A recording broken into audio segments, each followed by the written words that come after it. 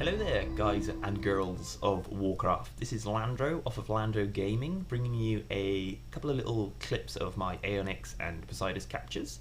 And in amongst this, I will announce the winners of the first competition that we ran at LandroeGaming.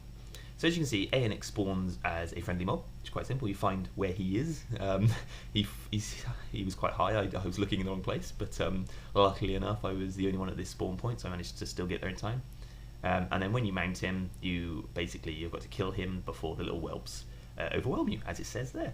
And it's quite straightforward. You just I was in a holy spec by accident. I just come out of a dungeon, so it was quite straightforward though. It was just a matter of mind spiking and mind blasting, getting rid of the little ads that spawn ASAP because they're the ones that do the damage.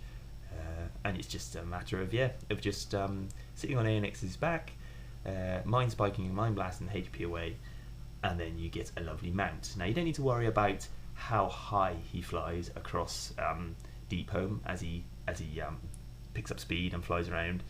When you kill him, you'll get parachuted to the floor, and you'll land quite conveniently right on top of his corpse. Now I'd been hunting Aeonaxx for a ridiculous amount of time. I had some really bad luck whilst farming him. The videos that I post, or the video that I posted earlier on my channel, which was showing about NPC scan and how NPC scanner works, can be found in my video description.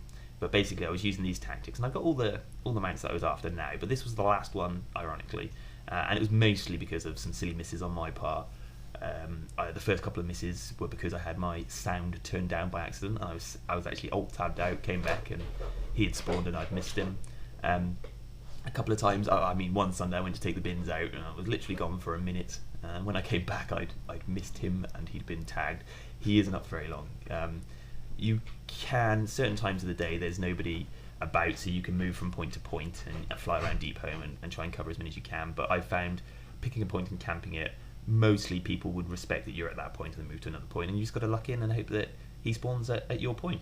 And as you can see, when you kill him, you get the loot, and you get a lovely new shiny phosphorescent stone drake. And I actually think it's a beautiful mount. It's the one I'm using now. I've got some lovely mounts at the moment, but this is my favourite.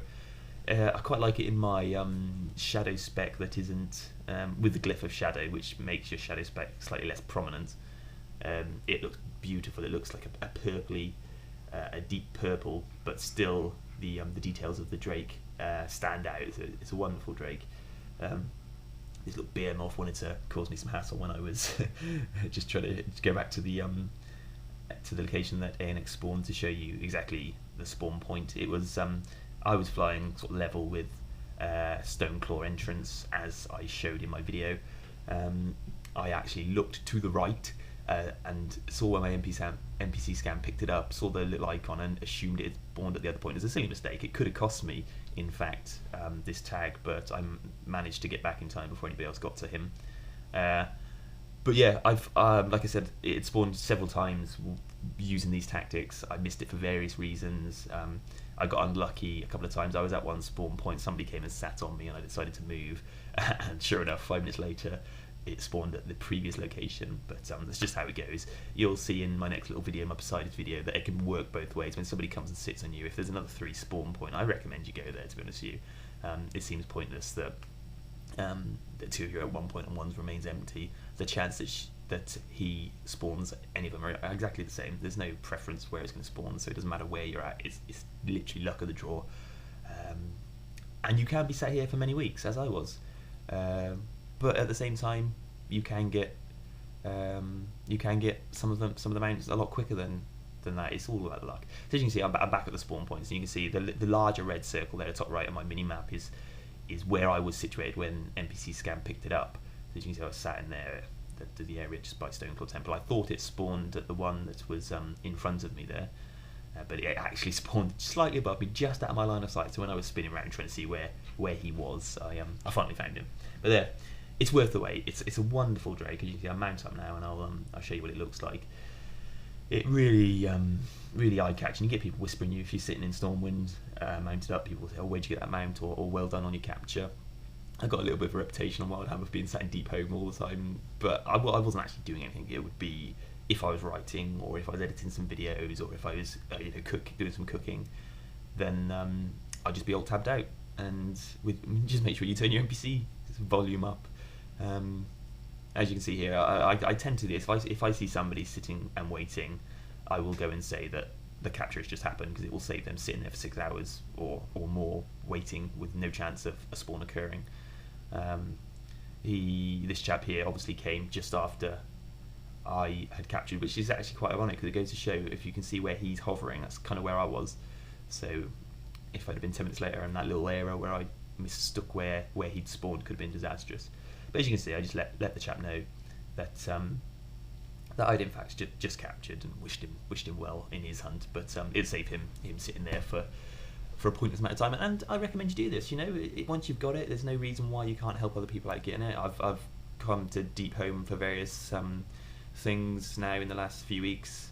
I've gone to Storm Peaks to sit where the time loss spawns when I'm doing some writing. I don't actually need to farm any mounts now, so I do it. And if it spawns, I'll just whisper somebody in my guild, or see who's about in Storm Peaks and whatnot. And you know, it's nice to help people. So as you can see, I use the tactics here to capture Poseidus, where I left an old parked at the various spawn points in Vastia.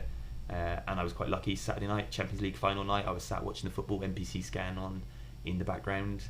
It blared, and sure enough, I got the capture.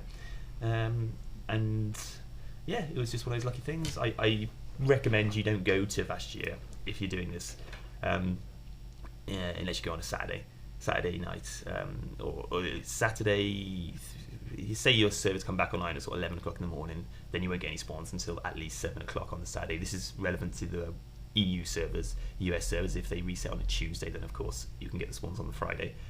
But you get a fair bit of loot from here, and of course with Reigns of Poseidus being bind on equipped, you can put an ult there and send it to your main. What I tended to do towards the end of my Aeonaxx camp was I'd camp Aeonaxx, you know, early in the week. So after the reset on a Wednesday, Thursday, Friday, I'd camp for Aeonaxx, and then the Saturday, Sunday, Monday, Tuesday, I'd go and camp for Poseidus. It didn't take me very long to capture Poseidus. A couple of weeks I was sat here. And again, it's one of those things, you can sit here if you're AFK doing other stuff, and you know, and it's a Saturday, you may as well sit in one of the spawn points and try and get another one, because you can sell it for quite a bit of gold. They change hands for about 95 to 100,000 gold. But what I've done here, I was a bit annoyed because during my hunt on, it had been 2 weeks on this character, and I'd been here on my rogue for a few other weeks. This same hunter had always come, and when he'd come across me at a spawn point, he'd always sit at that spawn point, and I thought, well, it's a bit petty really, and I got a bit annoyed. And it actually happened this day where I was camping here where I'm situated now, and the same hunter came across and sat right on me. So I moved spawn point, and guess what? It's where Poseidus spawned, at the new spawn point. So it just goes to show, if you're polite, if this chap had moved across like he should have done, he'd be the one with Poseidus now. So it just goes to show that, you know, when you do something good, you get rewarded. But again, I could have been bitter. I could have left him sat there for another 3 days hoping that it would spawn. But I went across, I wished him luck. I linked the items, because he was horde, so I couldn't whisper him. Linked the items that had dropped, and showed him that he'd actually been killed, so he could go and do something else. And as you can see, the first thing I'd done was sent the reins to Landroe, who was my main, learnt them, and then went into Stormwind and swam around on my new Seahorse mount. Thing of note for this mount is it's the same speed as the turtle mount you get from the fishing, so it's a 60% speed increase. It's not a 400% speed increase, which is what you get when you're in Vastia, but it's still better than nothing. I was farming some rep in Zangarmarsh, Coilfang Reservoir, I believe it's called. It's quite handy to have this mount when you're swimming down. It's a little bit faster, and it's the EP value, of course, of having the mount. It goes towards your 100 mount achievement, which I recently got. So yeah, it's all beneficial. It was quite good fun. But now, as I say, I've got all the beasts that I was hunting in my previous video, using the tactics that I was using in that video. So if you go check it out, again, link in the video description. If you're patient, if you get a bit of luck, you will eventually get all the mounts. I've got the camel, I've got Poseidus, Timeless Protodrake, and now Aeonaxx.